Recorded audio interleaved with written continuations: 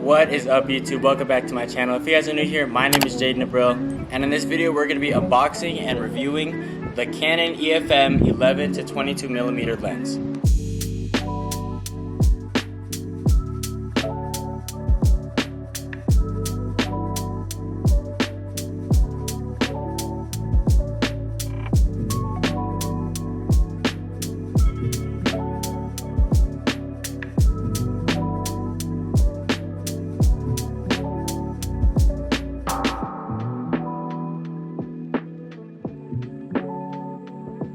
Alright, you guys, so here we have it in hand, the Canon EF-M 11 to 22mm lens. Is it any good? Alright guys, so here we have it. We have the Canon box here. It says EF-M 11 to 22mm right here, emphasized on the Canon. Alright you guys, now this is said to be one of the best wide angle lenses on this mount and also one of the sharpest lenses. So let's get right into the unboxing.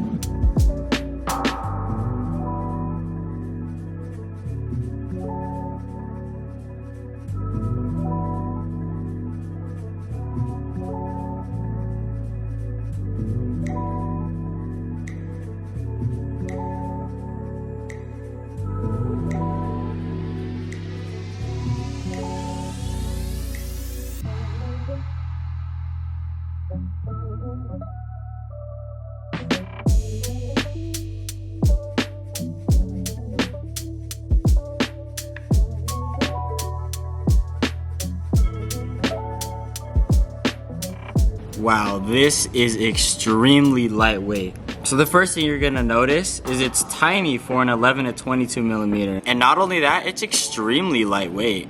You are looking at a beautiful black metal body, as well as an all metal mount.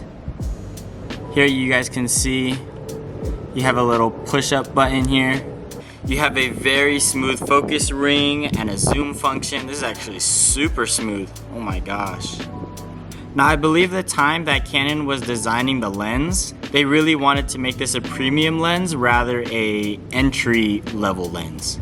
Now people may ask, what are you getting out of this lens that you're not getting out of the 15 to 45mm lens? Essentially, this lens is way wider than the 15mm lens. Honestly, it doesn't sound like a big difference, but when you put them side by side, you could really tell a difference. For example, if you're really trying to get everything in the shot, the 15mm lens is just not going to cut it. Not only that, but this lens is a lot more sharper than the kit lens. Now don't get me wrong, the 15 or 45mm lens is great, you just need to keep in mind why the 11 to 22mm was built. One thing that I like about this lens is that it is extremely versatile. You can use this lens for city shots. You know, when you're in the city and the buildings are towering over you and you can't get the shot because you're in a tight place and you're really trying to get the shot but you can't. This lens is going to do just that. This lens opens up beautifully and really allows you to get all that scene in.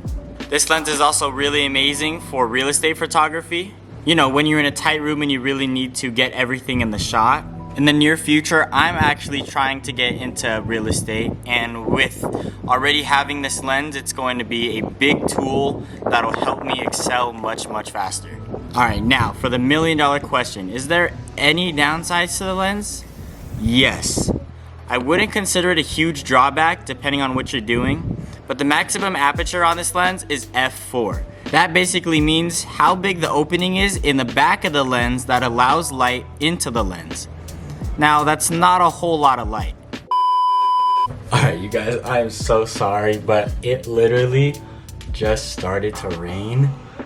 So I was filming, and then the second I felt there was a little raindrop on my head. I felt it, and I was like, oh no, I gotta go inside. I just got this lens. There's no way I'm gonna risk it. So I packed it all up, put it in, and then I just got right inside. So we're back in my room, and we're gonna resume the video and the review right now. Alright, you guys, we are back. I had to package this thing right back up. I was so scared. I was like, no, there's no way. Okay. Alright, you guys, so as I was saying, yes, there is downsides to the lens, but I wouldn't consider it a huge drawback, depending on what you're doing. So the maximum aperture on this lens is f4. That means how big the opening is in the back of the lens that allows light into the lens. Now that's not a whole lot of light. With that being said, in darker situations, the quality may drop, so you're gonna experience grainy photos or video. Now, I would suppose this is more of a daytime lens rather than a nighttime lens. As far as this lens, I do recommend a UV lens filter. This UV filter has no effect on the quality of the photo. This is essential because if you happen to scratch the surface of the front and you ask Canon to fix it, your price is gonna be near getting a whole nother lens or end up with you throwing your lens away. Now this filter is around $30, so for around that price is pretty cheap insurance. I will make sure to link that in the description below. I just love the versatility in the lens, and from going from the 15 to 45 millimeter, which is what I'm shooting on right now, to the 11 to 22 millimeter, it is a big step up.